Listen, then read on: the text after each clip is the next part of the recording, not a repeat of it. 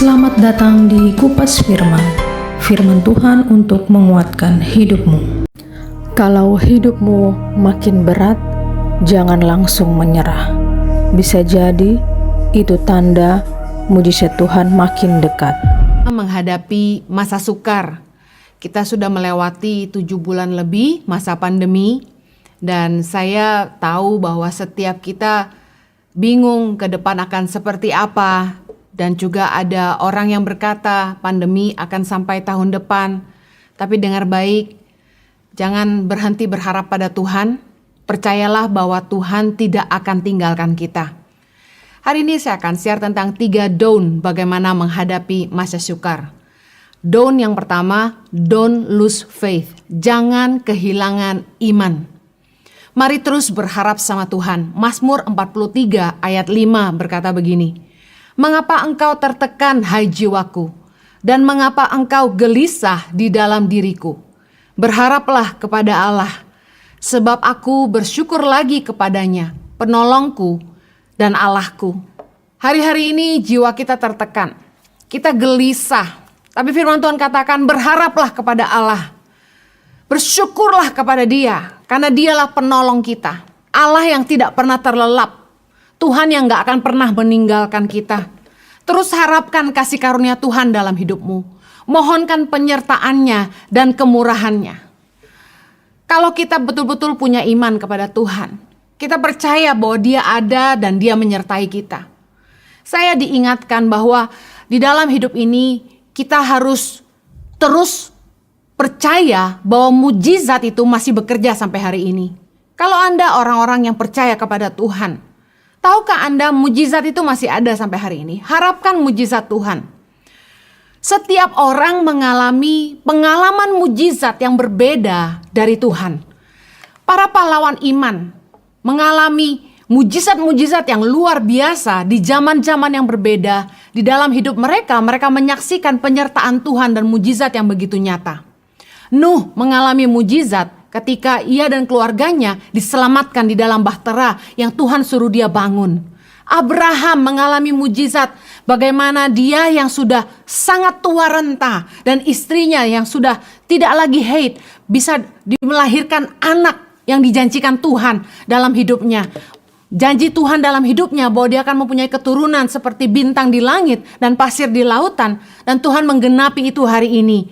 Musa mengalami mujizat dalam hidupnya. Bagaimana dia bisa memimpin bangsa yang besar melewati padang gurun, melewati laut merah. Dan ketika mujizat itu terjadi, Tuhan membuka laut merah sehingga menjadi kering untuk mereka lalui.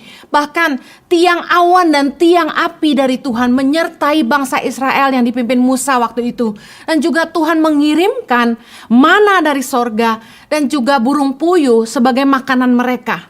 Mereka mengalami mujizat yang berbeda di zaman yang berbeda.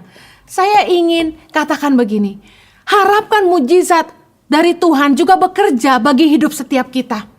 Mujizat Tuhan dalam hidup saya dan saudara pasti berbeda. Kita akan mengalami pengalaman dengan Tuhan dalam masalah-masalah yang berbeda dalam hidup kita masing-masing.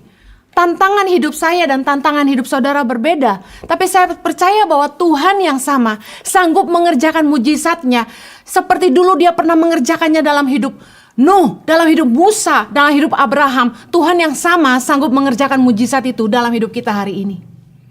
Mari jangan berhenti mengucap syukur.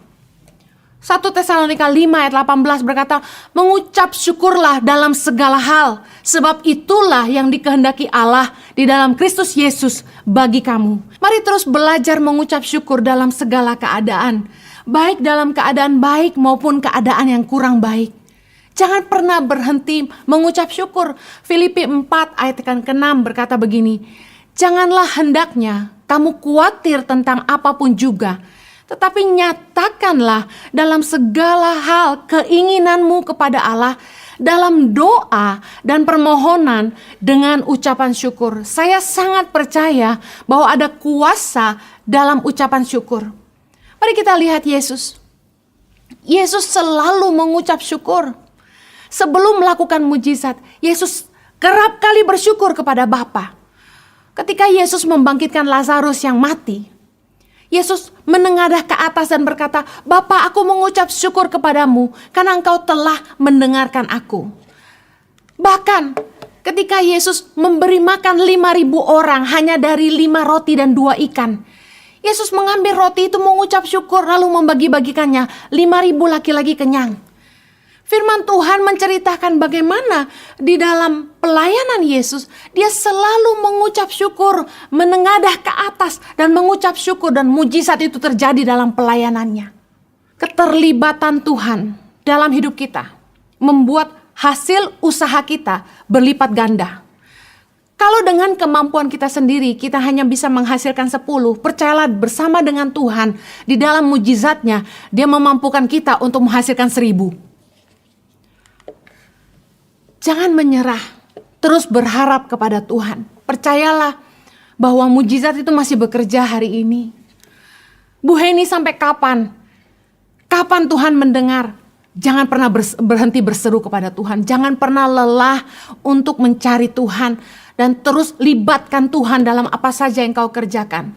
Ketika saya mentok, gak tahu mau bikin apa dengan pelayanan kami, gak tahu mau bikin apa untuk hidup kami pribadi, saya cuma lihat ke atas dan saya bilang, Tuhan, engkau sanggup menolong hambamu.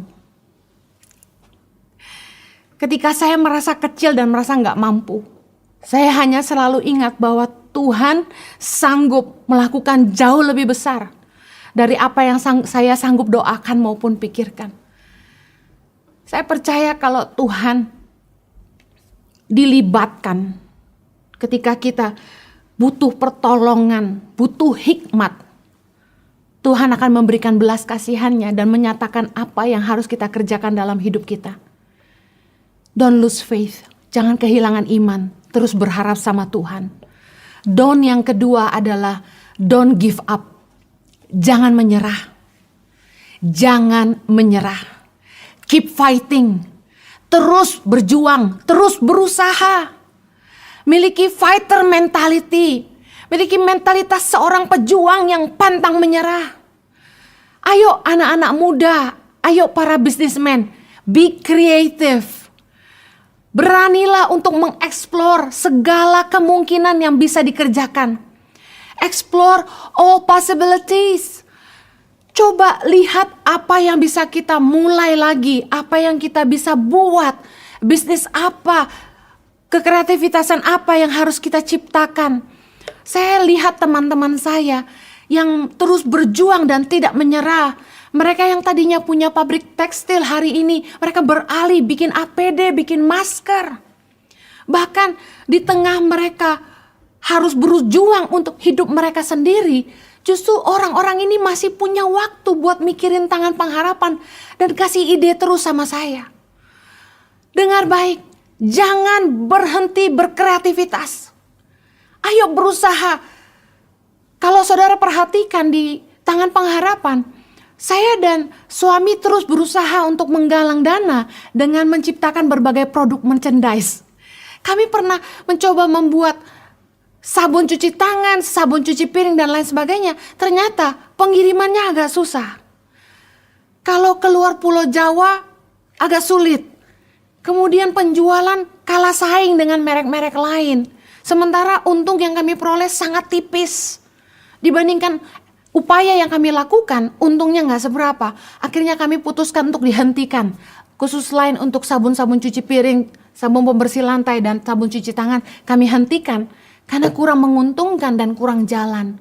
Apakah kami menyerah? Tidak, kita coba lagi. Bikin tumbler, bikin mugs dengan kata-kata inspirasi.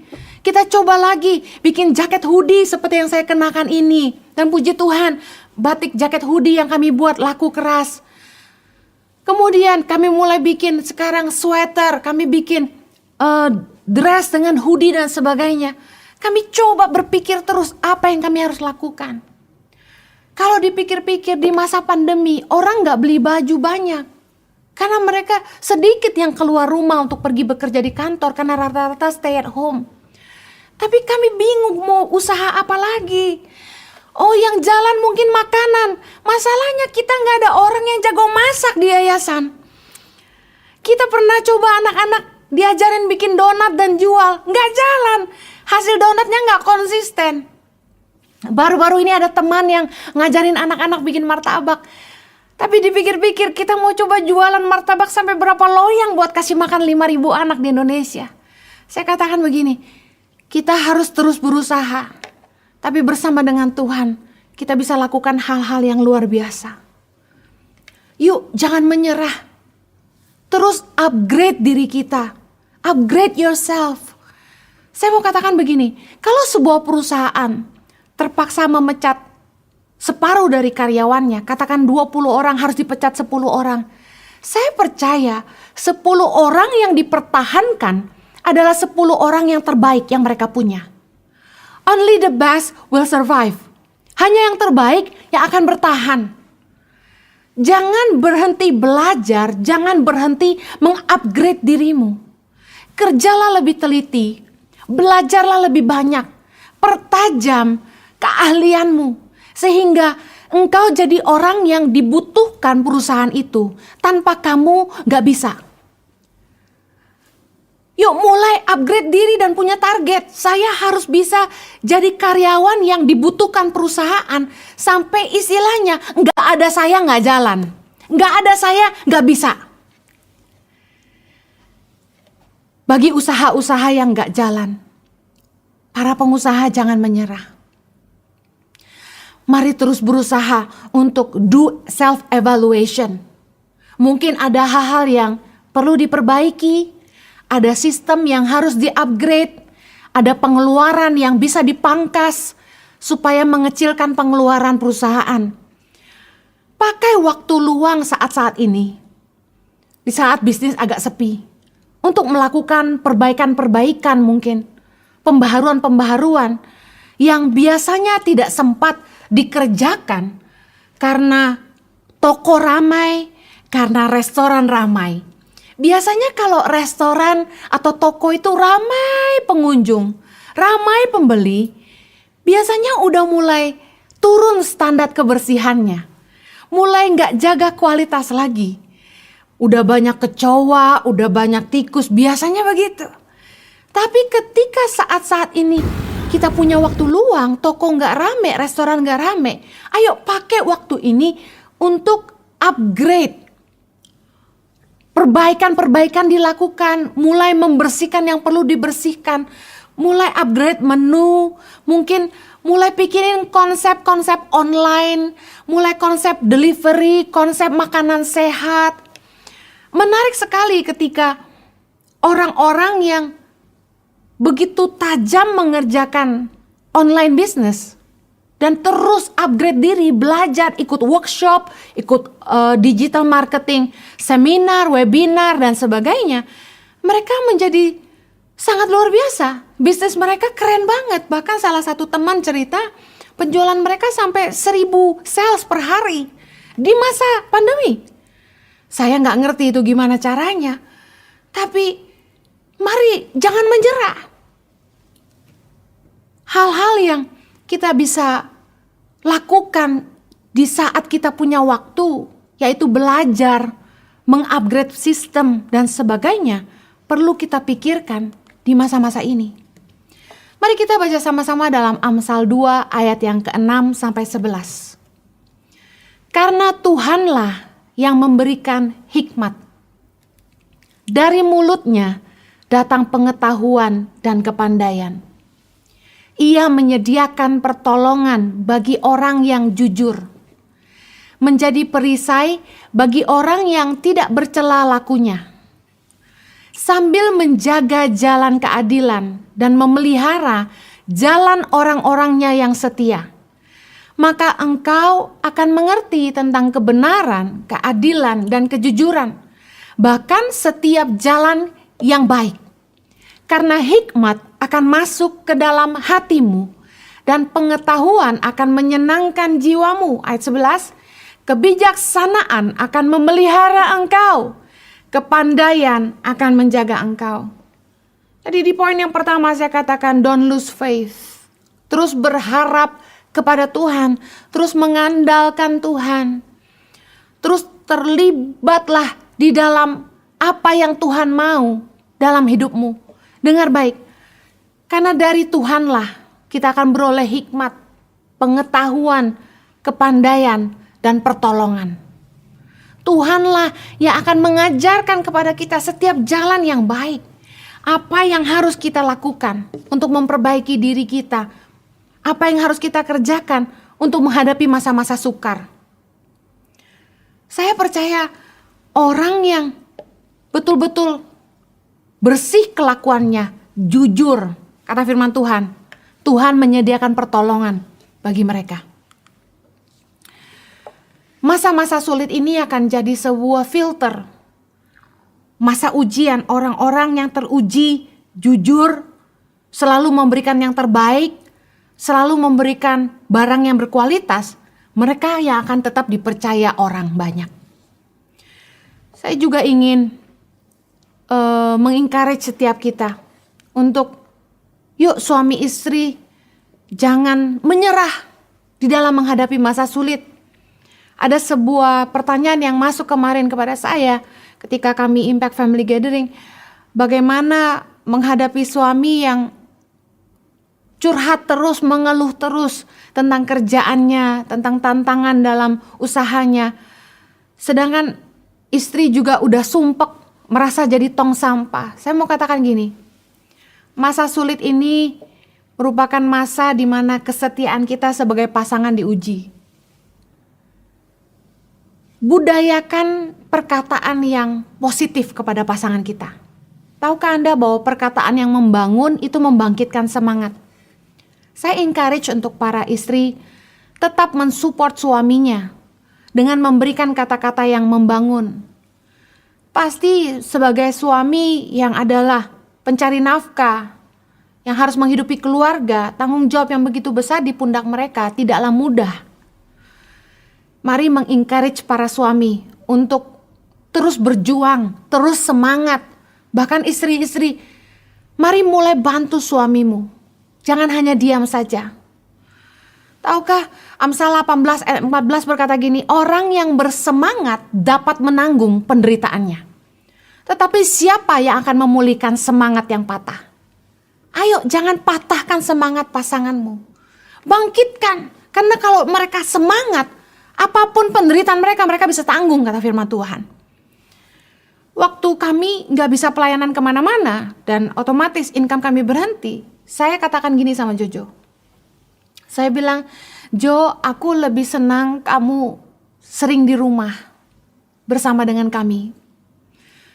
Meskipun uang kita gak seberapa, dibandingkan kamu dulu sibuk pelayanan dan bisa memberi kami lebih. Saya lebih appreciate keberadaan Jojo. Karena bagi saya, seorang Jojo lebih penting daripada uang yang dia bisa kasih kepada saya. Amsal 16 ayat 24 berkata, perkataan yang menyenangkan adalah seperti sarang madu, manis bagi hati dan obat bagi tulang-tulang. Hal terakhir yang pasanganmu butuh dari engkau saat ini adalah kalimat-kalimat yang menyenangkan. Mari terus saling membangun satu sama lain. Kalau suamimu lemah, ayo istri-istri kuatkan. Sebagai suami istri menghadapi masa sulit ini, kita harus sehati. Mazmur 133 berkata, ada berkat dalam kesatuan. Ketika kita hidup rukun bersama-sama, ada berkat Tuhan turun dalam rumah tangga kita. Jangan menyerah. Terus berjuang. Don't give up. Mari terus sehati, berpikir keras sama-sama apa yang harus dikerjakan. Saya dan Jojo terus diskusi, terus tukar pikiran, terus berpikir, berdoa apa yang kami harus kerjakan. Ayo suami istri justru harus semakin sehati menghadapi masa-masa sulit ini. Yang terakhir, don't spend too much. Bijaksanalah dalam mengelola keuangan. Jangan menghambur-hamburkan uang. Ibu-ibu hari-hari ini nggak bisa ke mall. Tapi jangan belanja online terus. Sebagai wanita, kalau kita mau jadi wanita yang cakap, kita harus pandai mengelola berkat Tuhan. Justru di saat usaha suami tidak jalan, setoran suami berkurang, ayo sehati, suami istri justru harus berusaha sama-sama cari jalan keluarnya. Istri-istri jangan diam aja. Yang lebih parah, tidak mau menurunkan standar hidup. Sudah nggak bantu, malah nggak mau menurunkan standar hidup. Justru di masa sulit ini kita harus mengatur ulang pengeluaran rumah tangga kita. Mari lihat apa yang kurang penting. Kita harus belajar lihat apa yang nggak penting kita pangkas. Apa yang bisa dihilangkan dari pengeluaran kita. Dengan cara itu, para istri bisa membantu suami. Belajar bagaimana menabung dan menginvestasikan uang dengan cara yang baik. Saya percaya masa-masa sulit ini membuktikan investasi apa yang terbaik. Dan jangan lupa, ternyata masa sulit ini mengajar kita uang tunai, cash keras itu penting. Waktu terima uang, jangan dibeliin aset semua. Hari-hari ini orang-orang yang kebanjiran aset, mau jual juga susah. Mau jual tanah nggak bisa, jual rumah nggak ada yang mau beli. Jangan uang tunai terus dibelikan aset. Di masa sulit, cash keras penting. Dan jangan serakah. Taruh uang investasi di tempat yang resmi. Jangan sampai uang deposito hilang, lenyap, hanya karena kita diiming-imingi bunga yang tinggi. Ayo bijaksana bagaimana mengatur keuangan, bagaimana mengatur investasi supaya kita punya tabungan. Kita harus siap menghadapi kemungkinan yang terburuk ke depan. Ada istilah sedia payung sebelum hujan. Apapun yang ada di depan kita, ada baiknya kita siap sedia. Istri-istri, ayo bijaksana. Saya salut sama wanita-wanita yang terbilang bukan orang susah, tapi hari ini melihat para suami usahanya nggak jalan, malah giat untuk mencari cara supaya bisa membantu suami dalam penghasilan. Keren banget bagaimana istri-istri yang tadinya nggak pernah dagang, nggak pernah masak, hari ini bisa jualan online demi membantu suaminya. Saya angkat jempol buat ibu-ibu yang luar biasa. Wanita memang harus bangkit di masa sulit. Ayo, atur ulang keuangan rumah tangga. Pangkas pengeluaran-pengeluaran yang gak perlu. Sehingga kita bisa save uang kita untuk menghadapi masa sulit yang panjang di depan. Bijaksana menaruh investasi tabungan kita di tempat yang tepat. Ternyata saya juga baru ngerti bahwa investasi di logam mulia luar biasa. Harganya meningkat jauh dari 400-an ribu jadi 1 juta per gram. Ke depan kalau ada uang lebih, jangan beli perhiasan tapi belilah logam mulia batangan. Kalau Anda mau belajar investasi, mari cari orang di bank yang bisa menjelaskan dengan yang lebih baik kepada Anda. Para financial planner di sekitar Anda mungkin bisa menjelaskan dengan lebih baik. Tapi dengar baik, saya percaya kebijaksanaan yang akan memelihara kita, kata firman Tuhan. Jangan sampai kita gak bijaksana menghadapi masa sulit. Baik-baiklah menata kembali keuangan rumah tangga supaya kita bisa bertahan di waktu yang agak lama ke depan. Berusaha semaksimal mungkin, jangan menyerah. Saya tutup kembali bagaimana menghadapi masa sukar. Yang pertama, don't lose hope. Terus berharap pada Tuhan. Harapkan mujizat dan terus mengucap syukur. Yang kedua, don't give up. Jangan menyerah. Terus berusaha dan berserah kepada Tuhan. Mari berusaha apapun yang kita bisa kerjakan. Cari kemungkinan apa yang bisa kita upayakan. Jangan menyerah. Yang ketiga, don't spend too much. Jangan menghambur-hamburkan uang. Turunkan standar hidup kita. Dan bijaksanalah mengelola keuangan rumah tangga. Pangkas apa yang tidak penting. Tuhan memberkati, mari kita berdoa. Pernahkah kamu merasa hidupmu justru makin berat setelah berdoa? Sudah berharap, sudah percaya, tapi keadaan belum berubah.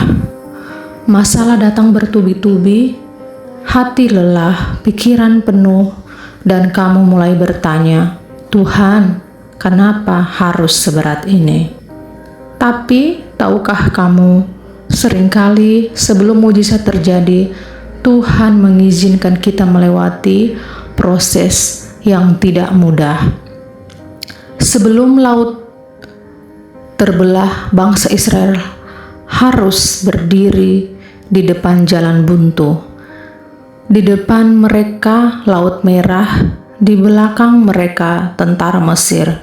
Secara manusia tidak ada harapan, tetapi justru di titik itulah Tuhan menunjukkan kuasa-Nya. Sebelum Lazarus dibangkitkan, ia terlebih dahulu mati dan dikuburkan. Sebelum Daud menjadi raja, ia harus melewati penolakan, pelarian, dan penderitaan. Artinya, Tuhan sering bekerja saat manusia merasa semuanya terlambat.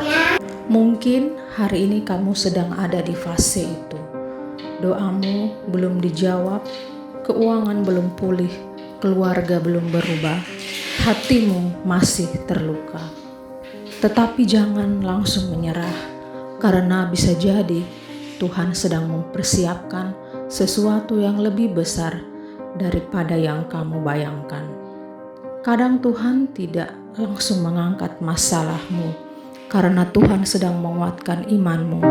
Kadang Tuhan terlihat diam, padahal Dia sedang bekerja diam-diam untuk membuka jalan yang belum bisa kamu lihat sekarang.